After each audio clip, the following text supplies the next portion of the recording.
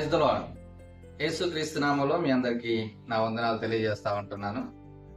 ఉదయకాల సమయంలో ప్రతిదినము ప్రభుతో అన్న ఈ కార్యక్రమాన్ని ప్రార్థన చేసుకుని ప్రారంభించుకుందాం. మా ప్రియ పరలోకపు తండ్రి, నీకు వందనాలు నాయనా. ఈ యొక్క కార్యక్రమం కొరకై మమ్మల్ని ఈ రీతిగా సిద్ధపరిచినందుకు వందనాలు నాయనా. మీ యొక్క మెల్లనైన స్వరాన్ని మాకు వినిపింపజేసి మాతో మాట్లాడమని, మేము సరి చేసుకోవాల్సిన అంశాలను మాకు తెలియజేసి దేవనైనా మమ్మల్ని నడిపించమని యేసుక్రీస్తు నామములో ప్రార్థించి వేడుకుంటున్నాను తండ్రి, ఆమేన్. రైట్. దేవుడు మనకు కొన్ని ఆజ్ఞలను ఇచ్చిన వాడిగా ఉంటా ఉన్నాడు. మరి ఆజ్ఞలలో ఒక ఆజ్ఞ మనం చూస్తే నిర్గమాకాండము 20వ అధ్యాయము 7వ వచనంలో ఈ రీతిగా రాయబడతా ఉంది. ఏంటంటే, నీ దేవుడైన యెహోవా నామమును వ్యర్థముగా ఉచ్చరింపకూడదు. ఎంతమందికి ఈ యొక్క ఆజ్ఞ తెలుసు? చాలా మంది మరి దీన్ని తెలియని వారిగా ఉంటా ఉన్నారు. ఆయన యొక్క నామమును వ్యర్థముగా ఉచ్చరింపకూడదు అన్న విషయము తెలియక చాలాసార్లు అనేక చోట్ల ఆయన నామమును వ్యర్థముగా ఉచ్చరిస్తా ఉంటా ఉన్నారు. వారి యొక్క సొంత అభిలాషలకు, వారి యొక్క సొంత ఇష్టాలకు, వారి యొక్క సొంత కార్యాలకు దేవుని పేరు చెప్పి వాడుకుంటున్న వారు చాలా మంది ఉంటా ఉన్నారు. దేవుని నామము పేరిట మేము ఇది చేస్తా ఉంటున్నాము అని చెప్పి మరి దేవుని నామాన్ని వ్యర్థంగా ఉచ్చరిస్తుంటున్న వారు, వ్యర్థముగా వాడుతుంటున్న వారు చాలా మంది ఉంటా ఉన్నారు. చాలాసార్లు అనేక మంది యేసుక్రీస్తు ప్రభువుని ఎరిగిన వారు, విశ్వాసులుగా ఉంటున్న వారు చేస్తున్న చాలా పెద్ద పొరపాటు, చాలా పెద్ద తప్పు, పాపము ఏంటి అంటే, ఆయన నామమును వ్యర్థముగా ఉచ్చరించడము. దేవుని నామం పేరిట ఒట్టులేసే వాళ్ళు ఉంటున్నారు. దేవుని నామం పేరిట మోసాలు చేసే వాళ్ళు ఉంటున్నారు. దేవుని నామం పేరిట ఆయన పేరు చెప్పి అనేక రకాలైన వ్యతిరేకమైన కార్యకలాపాలు చేసేవారు ఉంటా ఉన్నారు. సో ఇవన్నీ కూడా చాలా భయంకరమైన పాపానికి దారితీస్తుంటున్నట్లుగా మనము చూడబోతా ఉంటున్నాం ఈ యొక్క ఉదయకాల సమయంలో. సో దేవుని యొక్క నామమును వ్యర్థముగా ఉచ్చరిస్తే ఏమవుతుంది అంటే, చాలా భయంకరమైన పాపము మనకు కలుగుతుంది అన్న విషయాన్ని జ్ఞాపకం ఉంచుకోవాల్సిన వారంగా ఉంటా ఉన్నాం. ద్వితీయోపదేశ కాండము 28వ అధ్యాయము 58వ వచనాన్ని మనం చదివితే, నీవు జాగ్రత్త పడి ఈ గ్రంథములో రాయబడిన ఈ ధర్మశాస్త్ర వాక్యములన్నిటినీ అనుసరించి గైకొనుచు నీ దేవుడైన యెహోవా అను ఆ మహిమగల భీకరమైన నామమునకు భయపడని ఎడల. 59 కూడా చదువుతున్నాను, జాగ్రత్తగా విందాం. యెహోవా నీకును నీ సంతతికిని ఆశ్చర్యమైన తెగుళ్లను కలుగజేయును. అవి దీర్ఘకాలముండు గొప్ప తెగులును చెడ్డ రోగములనై ఉండును. దేవుని నామమునకు భయపడకుండా,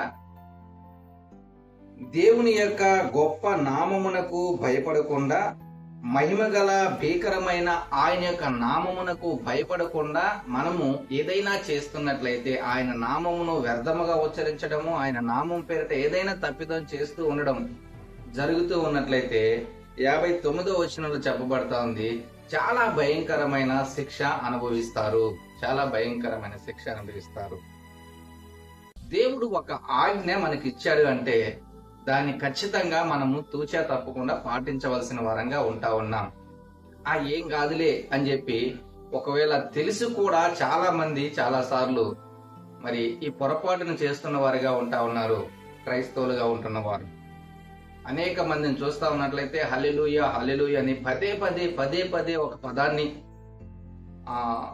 అనవసరమైన పరిస్థితుల్లో కూడా ఉచ్చరిస్తుంటున్న వారు ఉంటా ఉన్నారు. హల్లెలూయా అన్నది చాలా మంచి మాట, దేవుని స్తుతించడం, అది దాన్ని తప్పుపట్టడానికి కాదు. అయితే అనవసరమైన అనేక సార్లు అనవసరంగా దాన్ని ఉపయోగిస్తుంటున్న వారిగా ఉంటా ఉన్నారు. చాలా మంది ఆమీన్ ఆమీన్ ఆమీన్ ఆమీన్ అంటూ చాలా సార్లు ఆ యొక్క పదాన్ని ఉచ్చరిస్తుంటున్న వారిగా ఉంటా ఉన్నారు. మనం చాలా మందిని గమనించవచ్చు.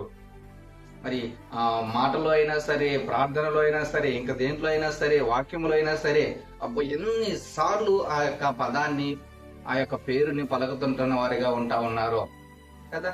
సో ఇవన్నీ కూడా దేవుని యొక్క నామమును వ్యర్థముగా ఉచ్చరించడం కిందకు వస్తా ఉన్నాయి కాబట్టి చాలా జాగ్రత్తగా మనము ఉండాలి. ఆయన నామమునకు ఎక్కడ కూడా మరి అవమానకరంగాను, ఆయన నామాన్ని ఎక్కడా కూడా వ్యర్థంగాను మనం వాడకుండా ఆయన నామాన్ని మహిమకరంగా, ఘనంగా మనం ఎంచే వారంగా ఉండాలి. అలాంటి పరిస్థితిని మనం కలిగి ఉండవలసిన వారంగా ఉంటా ఉన్నాము. మనందరికీ ఒకవేళ చాలా మంది తెలుసుంటదేమో, ఒక ఆయన ఒక గుర్రాన్ని కలిగి ఉంటా ఉన్నాడు. ఆ గుర్రాన్ని అమ్ముతా ఉన్నప్పుడు గుర్రాన్ని కొనుక్కుంటున్న వ్యక్తికి చెప్పాడంట, ఏమనంటే, అయ్యా దీనికి నేను 2 పదాలు నేర్పించున్నాను. హల్లెలూయా అంటే బండి, ఈ యొక్క గుర్రం పరిగెడుతుంది, ఆమేన్ అంటే ఆగుతుంది అని. సో ఇంకా కొన్న వ్యక్తి ఆ గుర్రం మీద ఎక్కి హల్లెలూయా అని తోలడం ప్రారంభించాడు. ఇంకా హల్లెలూయా హల్లెలూయా అనే కొందది పరిగెత్తుతుంది పరిగెత్తుతుంది పరిగెత్తుతుంది పరిగెత్తుతుంది, చాలా స్పీడ్ గా చెప్తున్నాడు, చాలా స్పీడ్ గా వెళ్ళిపోతా ఉంది. చివరి చూస్తే ఒక కొండ అంచుకొచ్చేస్తా ఉంటా ఉన్నాడు. అక్కడి నుంచి దారేట పోవాలో తెలియట్లేదు. అలాంటి పరిస్థితుల్లో ఆయన ఇంకా దాన్ని ఆపడం కోసం ఆమేన్ ఆమేన్ ఆమేన్ ఆమేన్ అని గట్టిగా దాని యొక్క నాడాలు పట్టుకొని ఆపితే, ఆమేన్ ఆమేన్ అంటే అది వెళ్ళి కొండ చివరి భాగానికి వెళ్ళి ఆగిందండి. ఇంకా ఆగిందన్న సంతోషంలో మళ్ళైనా హల్లెలూయా అన్నాడండి. ఏమవుతుంది, మళ్ళా గుర్రం మళ్ళా పరిగెత్తాలి. చూస్తున్నారా, ఏ పదము, ఏ నామము ఎక్కడ ఉచ్చరించాలో, ఏ పదము ఎక్కడ చెప్పాలో తెలుసుకున్న వారంగా, క్రైస్తవులంగా మనం అలాంటి వివేకం కలిగిన వారంగా ఉండాలి. ఎక్కడంటే అక్కడ, ఏ విధంగా అంటే ఆ విధంగా దేవుని నామమును వ్యర్థముగా ఉచ్చరించే వారంగా ఉండకూడదు. సో ఈ ఉదయకాల సమయంలో ఈ విషయాన్ని మనం తెలుసుకున్న వారంగా, దేవుని నామము పట్ల భయము కలిగిన వారంగా ఉండవలసిందిగా మరి దేవుడు మనతో మాట్లాడుతూ ఉంటా ఉన్నాడు. ఆయన నామం పేరిట ఓట్లు వేయడం గాని, ఆయన నామమును వ్యర్థముగా ఉచ్చరించడం గాని, ఆయన నామమును ఎక్కడంటే అక్కడ ఘనహీనంగా చెప్పడం గాని అలా మనము చేయకూడదు అన్న విషయాన్ని గుర్తించవలసిందిగా ప్రభువు పేరిట మనం చేస్తూ, ఒకవేళ ఇలాంటి పరిస్థితి నీవు కలిగి ఉన్నట్లయితే, ప్రభువా ఇప్పటి వరకు నేను వ్యర్థముగా నేను నీ నామాన్ని ఉచ్చరిస్తా ఉంటా ఉన్నాను, ఇక మీదట నీ నామాన్ని ఘనముగా, నీ నామానికి మహిమకరంగా దేవనాయన నేను నిన్ను స్తుతించేటట్లుగా నీ నామాన్ని నేను వాడడానికి సహాయం చేయని చెప్పి దేవుని వేడుకుందాం. దేవుడు మనకు సహాయం చేస్తాడు. తలలు వంచుదాం, ప్రార్థన చేసుకో. పరిశుద్ధుడైన తండ్రి, ప్రేమ కలిగిన మా దేవ, నీకు వందనాలు. మీ ఆజ్ఞలలో ఒక ఆజ్ఞను గురించి మేము వినడానికి ప్రభువనైనా మీరు మాకు సహాయం చేసినందుకే వందనాలు. మీ నామాన్ని వ్యర్థముగా ఉచ్చరింపకూడదని మీ లేఖనాలు సెలవిస్తున్నాయి. మీరు ఆజ్ఞాపించిన వారిగా ఉంటున్నారు. కాబట్టి దాని విషయంలో మమ్మల్ని మేము ఏమైనా పరీక్షించి చూసుకోవడానికి, ఎక్కడనైనా మేము వ్యర్థంగా మీ యొక్క నామమును ఉచ్చరించకుండా మీ నామానికి ఘనత తెచ్చేవారంగా, మీ నామానికి మహిమ తెచ్చేవారంగా మేము దేవునైనా ఉండడానికి సహాయం చేసి నడిపించమని యేసుక్రీస్తు నామములో ప్రార్థించి వేడుకున్నాను తండ్రి. ఆమేన్. God bless you.